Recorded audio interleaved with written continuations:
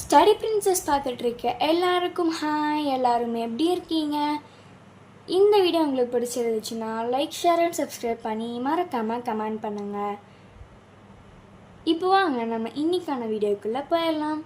இன்றைக்கி நம்ம பார்க்க போகிறது 8th standard biology chapter 10 food ப்ரொடக்ஷனோட பேராகிராஃப் தான் பார்க்க போகிறோம்.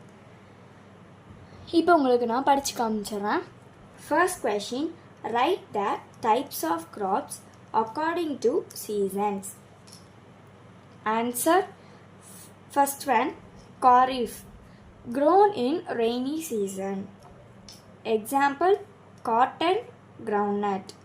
Second one, Rabi, grown in winter season.